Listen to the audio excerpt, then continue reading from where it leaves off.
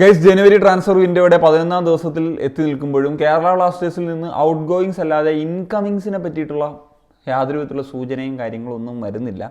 So ഇപ്പോൾ ഇന്ന് മാർക്കസിൻ്റെയൊക്കെ ഒരു ട്വീറ്റ് ഉണ്ടായിരുന്നില്ല, എന്തോ ഒരു ചാമ്പ്യൻ ടീമിലെ പ്ലെയർ വരുന്നത്. ഇതൊക്കെ വരുന്നത് പ്രീ കോൺട്രാക്റ്റ് ആണ് എന്ന് പറഞ്ഞാൽ ബി കാഷിംനാവിൻ്റെ പറഞ്ഞ പോലെ, മറ്റേത് ചിലപ്പം അമയായിരിക്കാം. ഇതൊക്കെ അടുത്ത സീസണിലേക്ക് ഉള്ള കാര്യങ്ങളാണ്. ഇപ്പോഴും ജനുവരിയുടെ കാര്യത്തിൽ 4 ഔട്ട് ഗോയിങ്സും 0 ഇൻകമിങ്സും ഒക്കെ ആയിട്ട് തന്നെ നിൽക്കുകയാണ്. അപ്പോൾ ആ സാഹചര്യത്തിൽ മറ്റൊരു ഔട്ട് ഗോയിങ്ങിൻ്റെ കൂടിയുള്ളൊരു സാധ്യതയെപ്പറ്റി സംസാരിക്കേണ്ടതുണ്ട്. ഇപ്പം IFT ന്യൂസ് മീഡിയ റിപ്പോർട്ട് ചെയ്യുന്നത് പ്രകാരം മിലോസിനെ ഈ വിൻ്ററിൽ തന്നെ റിലീസ് ചെയ്യാനുള്ള ഒരു പ്ലാനിങ് പരിപാടികളൊക്കെ ഉണ്ട് എന്നുള്ളത്. സോ IFT ന്യൂസ് മീഡിയ പറഞ്ഞ പോലെ കുറച്ച് റിലയബിൾ ആയിട്ടുള്ള വാർത്തകളൊക്കെ തന്നെ റിപ്പോർട്ട് ചെയ്യുന്നവരാണ്. അതുകൊണ്ടാണ് ഞാൻ ഇതിനെപ്പറ്റി സംസാരിക്കാമെന്ന് തന്നെ വിചാരിച്ചിട്ടുള്ളത്. നമുക്കറിയാം, കുറച്ച് ദിവസങ്ങൾക്ക് മുമ്പ് നമ്മളൊരു വീഡിയോ സംസാരിച്ചാണ് കേരള ബ്ലാസ്റ്റേഴ്സ് ഒരു DM-നെ നോക്കി എന്നുള്ളത്. അത് റിലയബിൾ സൈറ്റ്സിൽ നിന്ന് വന്നതാണ് ആ പ്ലെയറുടെ കാര്യങ്ങളൊക്കെ. പക്ഷേ അത് നടക്കാതെ പോയി. അതിൻ്റെ കാരണങ്ങളൊക്കെ നമ്മൾ സംസാരിച്ചാണ്, വീണ്ടും പറയുന്നില്ല. സോ ആ സാഹചര്യത്തിൽ ചില അത്ര റിലയബിൾ അല്ലാത്ത തരത്തിലുള്ള വാർത്തകൾ വന്നിരുന്നു. ഇപ്പം കൊയ്ഫ് പോയേക്കാം, പകരം അതുകൊണ്ടായിരിക്കും ഒരു DM-നെ എത്തിക്കുക എന്നുള്ള കാര്യങ്ങളൊക്കെ. എന്നാൽ ഇപ്പോൾ വരുന്നൊരു കാര്യമാണ് ഈ പറഞ്ഞ മിലോസിനെ റിലീസ് ചെയ്യാൻ ഒരുങ്ങുന്നു, പകരം ഫോറിൻ താരത്തെ എത്തിക്കാൻ ഒരുങ്ങുന്നു എന്നുള്ളത്.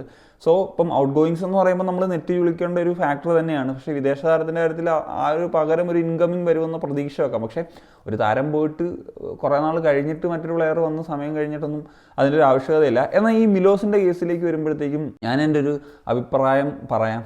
സോ മിലോസ് പോയി കഴിഞ്ഞാൽ, ഒരു നല്ല പ്ലെയർ, ഒരു CB കൂടെ വന്നു കഴിഞ്ഞാൽ ഞാൻ ഹാപ്പി ആയിരിക്കും. അപ്പോൾ ഒന്നാമത്തെ കാര്യം, അദ്ദേഹം ഒരു ടോപ്പ് ക്ലാസ് സെൻറ്റർ ബാക്ക് ഒന്നും അല്ല. ഇപ്പോൾ ISL സ്റ്റാൻഡേർഡൊക്കെ വെച്ച് നോക്കുമ്പോഴത്തേക്കും ഒരു ആവറേജ് ഇന്ത്യൻ സെൻറ്റർ ബാക്കൊക്കെ എങ്ങനെ കളിക്കുന്നോ അങ്ങനത്തെ ഒരു പ്ലെയർ ആയിട്ട് എനിക്ക് പേഴ്സണലി ഫീൽ ചെയ്തിട്ടുള്ളൂ.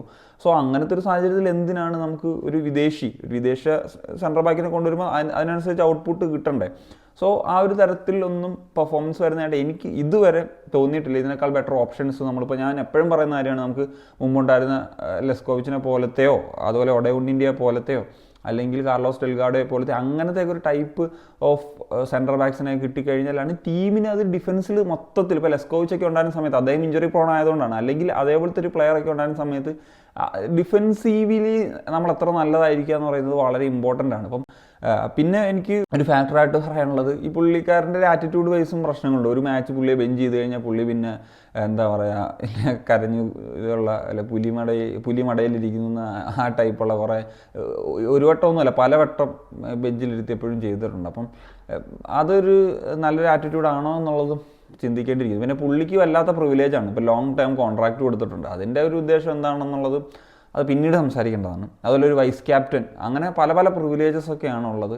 പക്ഷേ അതിനനുസരിച്ച് പുള്ളിയിൽ നിന്ന് നമുക്ക് കിട്ടുന്നുണ്ടോ എന്ന് ചോദിച്ചു കഴിഞ്ഞാൽ ഇല്ല. അതുകൊണ്ട് തന്നെ ഇപ്പം ബ്ലാസ്റ്റേഴ്സിൽ നിന്ന് ആദ്യം പോകേണ്ട ഒരു വിദേശ താരം, അത് എന്നിട്ട് അതിന് നമുക്ക് റീപ്ലേസ് ചെയ്യാൻ പറ്റിയ നല്ലൊരു സെൻറ്റർ ബാക്കും വരികയാണെന്നുണ്ടെങ്കിൽ മാത്രമേ നമ്മുടെ ടീമിന് ഗുണമുണ്ടാവും. അത് ഈ വിൻ്റർ കൊണ്ടുവന്നിട്ട് ഉള്ളത് മാത്രമല്ല, നമുക്ക് അപ്കമിങ് സീസൺസിലും അതൊരു ഗുണകരമായിട്ടുള്ള രീതിയിലേക്കൊക്കെ വരുള്ളൂ എന്നുള്ളതാണ് എൻ്റെ ഒരു ഒപ്പീനിയൻ.